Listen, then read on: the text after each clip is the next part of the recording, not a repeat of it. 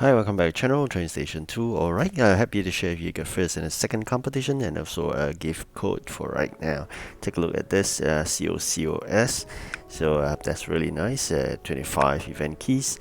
And of course, this is the means of getting the first process itself. So quite happy here. We get a good gap here, about 300 over EP gap. Constantly playing the game is just one way of winning.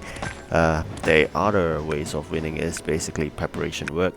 I think I've shared earlier, the importance of getting EP hit starts, and of course, more importantly, you must focus on the bonus job. So the bonus jobs basically produces three types of bonuses, which is one, gems, followed by, of course, sometimes the EP, and then, of course, last but not least, event keys. So you must take opportunity in getting all the bonus jobs done. So a lot of preparation work is required. Like I said earlier, importantly, you need to have your 10 dispatches back before you click on that activate button for the bonus job. That's not all. You must have the event items ready. So these are all the requirements before you do so. And of course, getting this is a matter of luck.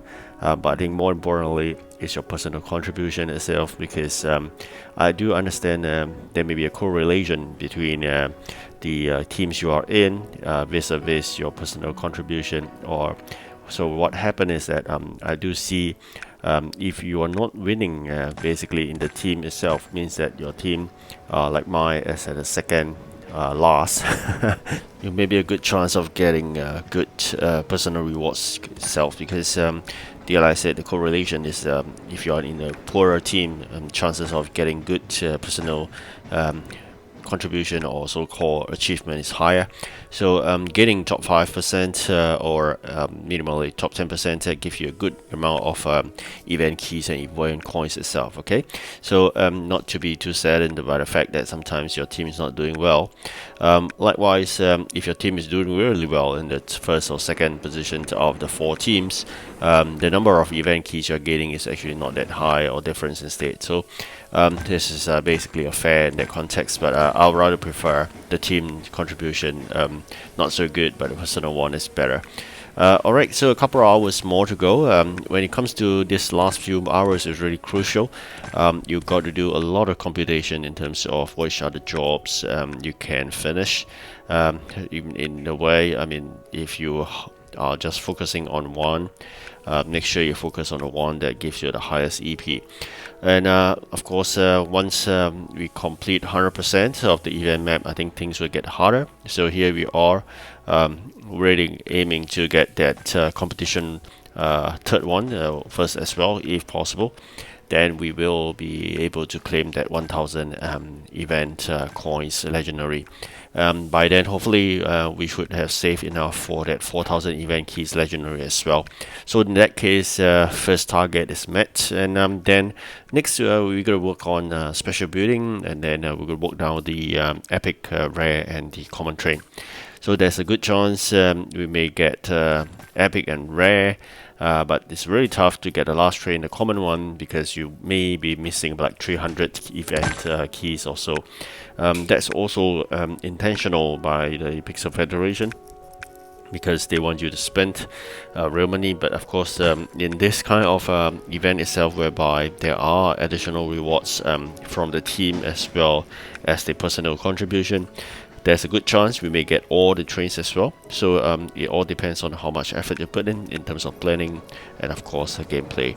So here we are in the tail end of the competition itself. Is a really long one, last 4 hours to bear. Just going to make sure the EP remains a big gap, so that the player that's second right now does not throw in all the gems and then always exceeded the positions in. It is important sometimes to let people understand there's a huge gap, so don't waste gems, because there's many a chance whereby you come upon really big spenders. If you are just about 100 EP away, they may just throw in all the gems and overtake you in that positioning. So it's really important we made that almost impossible to be overtaken positioned by creating such a big gap there. Okay, so In terms of train upgrades, I mean, some friends have been asking about train upgrades. How should be upgrading your trains? Should be upgrading everything to midpoint? Or for me, I'll say that when you upgrade your trains, make sure you upgrade to the fullest for one of the legendaries to 80 capacity. This is basically not only to allow you to dispatch your items faster, but of course allow you to get the maximum gold from every region. So every single region have an 80 capacity legendary. Or then of course you're gonna work on the other trains. You'll be thinking, why not work on the epic? I'd rather urge you to work on the rare. Or even a comment. Apparently look for those that have the least of them, basically the engine types. Upgrade those first, because there may be potential your bottleneck trains in basically you hit with a 3 restrictions drop, you will be saddened by the fact that you may only have 1 train and only have 6 capacity for the rare.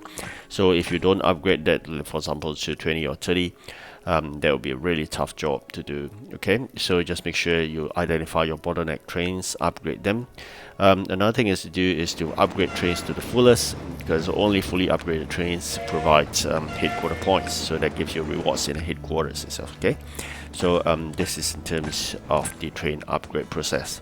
Another thing to upgrade is definitely your warehouse spacing, but that depends on your 5 bidding technique. I always mention about increasing population required. So laying out 5 bidding is definitely a must. Keep the rest. Not only any other buildings, but only low level common buildings, shops, supermarkets. Just low levels in terms of 1 to 5. Then normally the 5th building I'll put in the center, which is a special building. Okay, so in that 5 building technique, you constantly be asked to upgrade them, and with that you increase population, and hence having sufficient population, you increase your warehouse. Interim warehousing, I always like to share. Every factory input and output tray as additional warehousing. And once you store production, your input into the warehouse, or so-called your factory, as the additional warehousing. You can convert them to the raw materials once you cancel that job, like chairs, it will be timber and nails.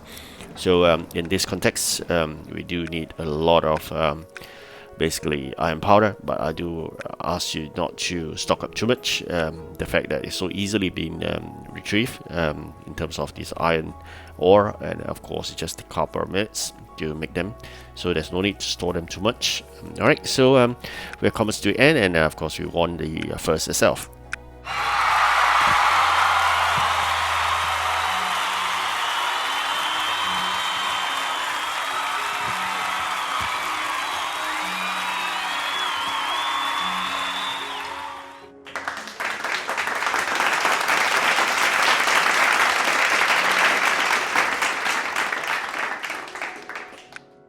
Alright, so there's a bit more in a team effort, but again, I said, to be saddened of the fact that the team not doing well, most important, personal contribution, and I think that basically means everything to me.